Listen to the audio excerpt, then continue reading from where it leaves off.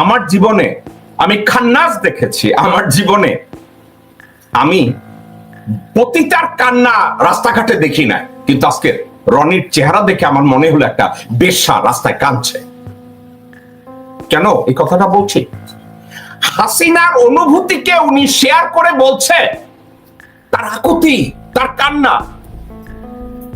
রনি, জীবনে কোনোদিন যদি বেশ্যার চরিত্রে অভিনয় করতে যান, তাহলে হাসিনার কাছ থেকে আপনার শিক্ষা নিতে হবে। তার সাহসের কথা যেভাবে আপনি প্রশংসা করছেন, তার আকুতির কথা বলছেন, আপনি কি জানেন গ্রেনেড হামলার এই সম্পর্কে? রনি, আপনার কি কোনো ধারণা আছে আপনি কি নিয়ে কথা বলছেন? আপনার অস্তিত্বকে আপনি কোথায় বিলিয়ে দিচ্ছেন? দর্শকবৃন্দ, আমি যার সাথে কথা বলছিলাম সে ছিল ডিসিডিবি, এবং এই ভদ্রলোকের সাথে যখন আমি বিভিন্ন বিষয় চেপে ধরে আমি কথা বলছিলাম, সে ভয় পাচ্ছিল চাকরি হারাবে, ভয় পাচ্ছিল এটা বলবে কি সেটা বলবে না, এবং আমার সাথে কথা বলার পরে এটা এত উপরে গিয়েছে, তারা সবাইকে ইনস্ট্রাকশন দিয়েছে জেকব মিল্টনের সাথে যেন তারা আর কেউ কথা না বলে। গোলাম মোল্লা রনি,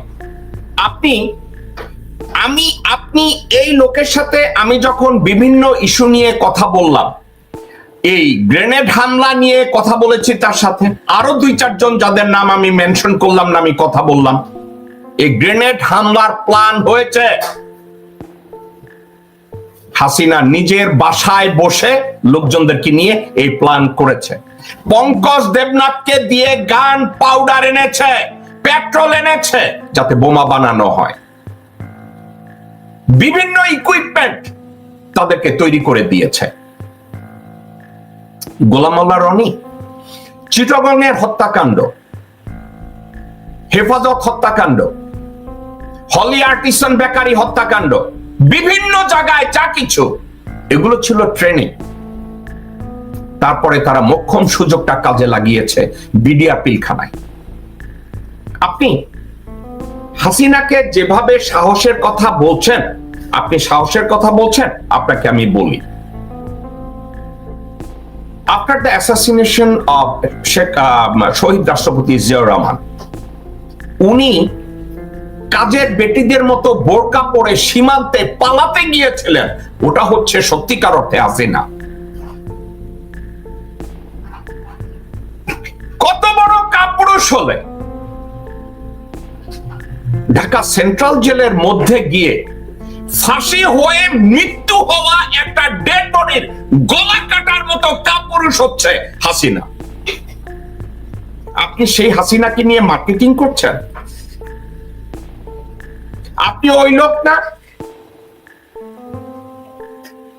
যাদেরকে বাদাই মাল আপনাকে আওয়ামী লীগ থেকে লাথি মেরে বের করে দিয়ে রাস্তা টোকায় বানিয়ে বসিয়ে রেখেছিল, আর আপনি ওখানে বসে বসে ধানের শীষ স্লোগান দিয়েছেন? আপনি ওই লোক না? আজকে নিজের ব্যবসাবৃত্তিকে, ওই ব্যবসাকে পুনরুজ্জীবিত করার জন্য এখন পুঁতি নিয়ে বসেছেন রাস্তার পাশে, যে আপনার পুঁতি কেউ শুনে যদি আওয়ামী লীগের বান্ডে আবার কেউ 2টা পয়সা দেয়। আপনি কি ওই লোক? আপনি কোথায় আছেন? কোন পৃথিবীতে আপনি বসবাস করেন গোলাম মোল্লা রনি? ওকে দর্শকবৃন্দ, আসুন এবার আপনি রনির আরো একটা এক্সাম্পল শুনেন। Hasina, what a stupid, what a clown are you. Moinuddin ফখরুদ্দিনের সময় হাসিনা যখন হিথ্রোতে ছিল, র এবং ইন্ডিয়ান এম্বাসি সব দিক থেকে তাকে লন্ডন থেকে বাংলাদেশে পৌঁছানোর দায়িত্ব নিয়েছিল। বেটা গাবুর হাসিনাকে কোলে করে, আদর করে, ল্যাপে ফেলে ভারত তাকে রক্ষা করেছে বাংলাদেশের ধ্বংসযজ্ঞ তৈরি করার জন্য। হাসিনা যখন হিথ্রোতে ছিল, আপনি কি জানেন তার টিকিট কারা অ্যারেঞ্জ করেছে ওখান থেকে?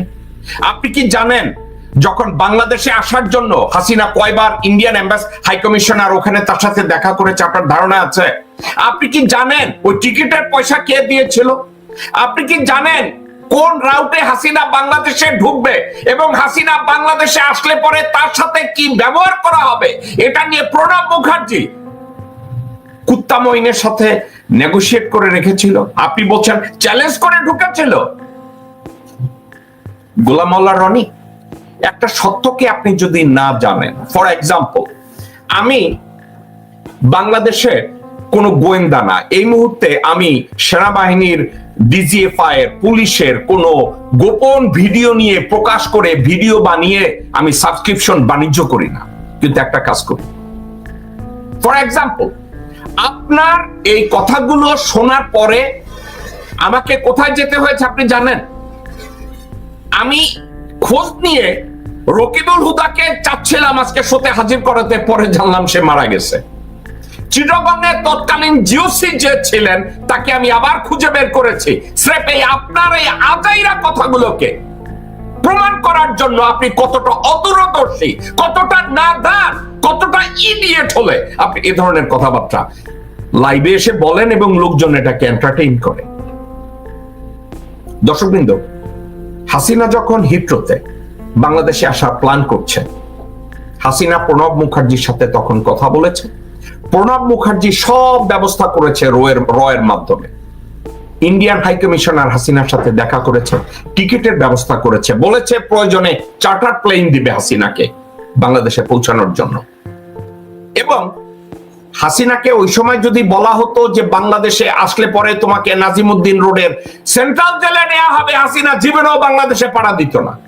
হাসিনা সাহসী। রনি জিজ্ঞাসা করতেছে ৭৫ সালে মুজিব ফ্যামিলির অ্যাসাসিনেশনের পরে ৭৫ সাল থেকে জিয়াউর রহমান তাকে নির্ভয় দেওয়ার আগ পর্যন্ত উনি বাংলাদেশে টুক করে ঢোকার সাহসও দেখায় নাই। সে হচ্ছে অনেক বড় সাহসী Golam Molla Roni. That's what you are trying to feed people. Golam Molla Roni, একটা কথা আমি বলি, আপনি যদি আওয়ামী লীগে জয়েন করে আপনি যদি ওখানে পা চাপতে চান, তাবেদারি করতে চান, find a different direction. Policy নিয়ে কথা বলেন, আওয়ামী লীগ ভুল করেছে এটা নিয়ে কথা বলেন, মাপ চাইতে বলেন, ডিফারেন্ট অ্যাঙ্গেলে অ্যাপ্রোচ করেন। মিথ্যা কথা বলেন কেন? একটা অদূরদর্শী অশিক্ষিত ভারতীয় চুতমারানিকে সাহসের কথা দেখাচ্ছেন, দেশপ্রেমের কথা বলছেন, আপনি নিজেই তো একটা ক্লাউড। আপনি ফেমাস ছিলেন, আমি শুনেছি, বেনাপোল দিয়ে জিনিসপত্র মালামাল আনা নেয়া করার জন্য। আপনি কি ফেমাস ছিলেন? What a stupid, what a clown are you.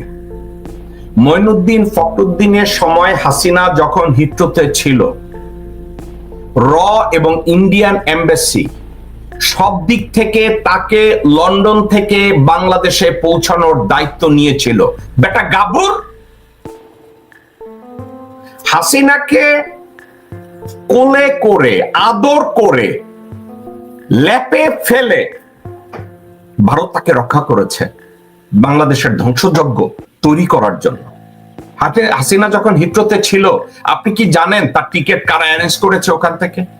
আপনি কি জানেন যখন বাংলাদেশে আসার জন্য হাসিনা কয়বার ইন্ডিয়ান হাই কমিশনার ওখানে তার সাথে দেখা করেছে? আপনার ধারণা আছে? আপনি কি জানেন ওই টিকিটের পয়সা কে দিয়েছিল? আপনি কি জানেন কোন রাউটে হাসিনা বাংলাদেশে ঢুকবে এবং হাসিনা বাংলাদেশে আসলে পরে তার সাথে কি ব্যবহার করা হবে, এটা নিয়ে প্রণব মুখার্জি কুত্তা মঈনের সাথে নেগোশিয়েট করে রেখেছিল। আপনি বলছেন চ্যালেঞ্জ করে ঢুকেছিল। গোলাম মোল্লা রনি, একটা সত্যকে আপনি যদি না জানেন, ফর এক্সাম্পল আমি বাংলাদেশে কোনো গোয়েন্দা না, এই মুহূর্তে আমি সেনাবাহিনীর ডিজিএফআই এর পুলিশের কোনো গোপন ভিডিও নিয়ে প্রকাশ করে ভিডিও বানিয়ে আমি সাবস্ক্রিপশন বাণিজ্য করি না, কিন্তু একটা কাজ করি। ফর এক্সাম্পল আপনার এই কথাগুলো শোনার পরে আমাকে কোথায় যেতে হয়েছে আপনি জানেন?